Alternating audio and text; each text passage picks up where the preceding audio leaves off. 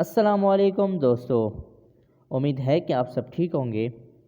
जैसे कि हमने लास्ट क्लास में पढ़ा था एनिमल सेल के बारे में, तो आज हम इस क्लास में पढ़ने वाले हैं प्लांट सेल को।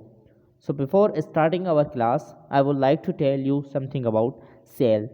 सो cell is basically a structural unit of life. Without a cell we cannot live, we cannot move. So every living thing depend on cell. That's why we call it cell is basic unit of life. So let's start our today's topic, that is plant cell. So अब plant cell क्या होता है कि plant is also made up of different cells.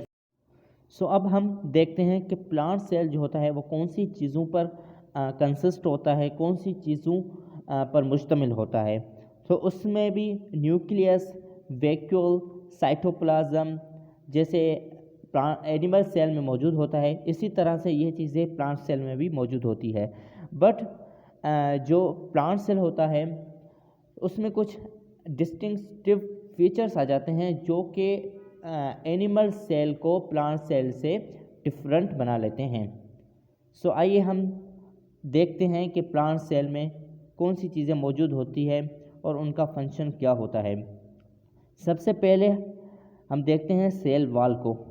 अब cell wall is known as outer layer of cell. Cell की जो outer layer होती है या इसको कहा जाता है बाउंड्री ऑफ सेल, तो वो क्या है, वो है cell wall. Now cell wall is made up of cellulose. Cell wall किस चीज़ की बनी होती है? सेल वॉल सेल्यूलोज को बनी होती है। अब सेल्यूलोज जो होती है उसमें कुछ मॉलिक्यूल्स आ जाते हैं, वो मॉलिक्यूल्स मिलके सेल्यूलोज बनाते हैं। तो cell wall is basically made up of cellulose. अब सेल वॉल का जो मकसद होता है या उसका फंक्शन होता है in the cell, that is to maintain the shape and structure of cell. Cell का जो स्ट्रक्चर होता है, जो शेप होता है सेल का, उसको मेंटेन रखने का जो काम होता है, जो फंक्शन होता है, वो सेल वॉल का होता है। सो जैसे कि cell wall is known as the outer layer of cell. Cell membrane को जो है इनर लेयर ऑफ सेल कहा जाता है। अब सेल मेम्ब्रेन का क्या फंक्शन होता है? Its function is to control the movements of material or substances which goes enter or out of a cell. मतलब कि जो भी मटेरियल्स हैं, जो भी सब्सटेंसेस हैं, चाहे वो सेल के अंदर जाते हैं या सेल से बाहर आते हैं, तो उसको कंट्रोल करना या उसकी मूवमेंट को कंट्रोल करने का जो काम होता है वो सेल मेम्ब्रेन का होता है। Now another thing that is present in cell, plant cell, that is cytoplasm. So cytoplasm एक जेली लाइक स्ट्रक्चर होता है। जेली लाइक इसलिए कहा जाता है क्योंकि इसमें थोड़ा पानी भी होता है, तो जेली की तरह ही जो है इसका स्ट्रक्चर होता है, जिसमें 70% उसमें पानी मौजूद होता है। सो इसको हम कहते हैं साइटोप्लाज्म। अब साइटोप्लाज्म के अंदर आपको मुख्तलिफ़ चीज़ें नज़र आ रही है, तो इसमें एक बड़ी चीज़ भी नज़र आ रही है आपको, जिसको लार्ज वैक्यूल कहा जाता है। अब इसका काम क्या होता है? इसको स्टोरेज एरिया कहा जाता है। इट मीन्स कि store the water and food. अब जो वैक्यूल होता है उसमें क्या होता है? उसमें एक वाटर प्रेजेंट होता है और एक फूड प्रेजेंट होता है, तो इसको स्टोर करने का काम जो होता है वो किसका होता है? वो होता है वैक्यूल का। अब अगली चीज़ को देखते हैं जो कि न्यूक्लियस है। जैसे कि हमारा दिमाग होता है वो हमारे बॉडी की डिफरेंट एक्टिविटीज़ को कंट्रोल करता है। मतलब कि अगर हमारे हाथ की कोई ऐसी चीज़ है, फॉर एग्ज़ाम्पल गर्म चीज़ है, उसको अगर हम टच करते हैं तो हमारा जो दिमाग होता है वो उस वहाँ पर मैसेज जाता है, फिर जो है वो उस चीज़ को कंट्रोल करता है। तो इसी तरह से ही न्यूक्लियस जो होता है सेल में, वो सेल की तमाम एक्टिविटीज़ को, जो भी चीज़ें उसमें हैं जो बाहर जा रही है अंदर आ रही है, तो उसको जो कंट्रोल करने का काम है वो होता है न्यूक्लियस का।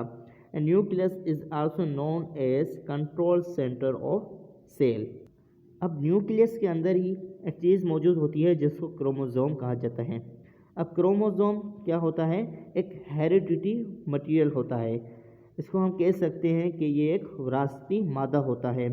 अब ये एक दागेदार इसका स्ट्रक्चर होता है, मतलब कि थ्रेड लाइक स्ट्रक्चर होता है। अब क्रोमोसोम्स क्या होते हैं, ये कुछ कैरेक्टरिस्टिक्स होते हैं जो कि पेरेंट्स से ऑफ स्प्रिंग की तरफ जो है वो ट्रांसफ़र होती है।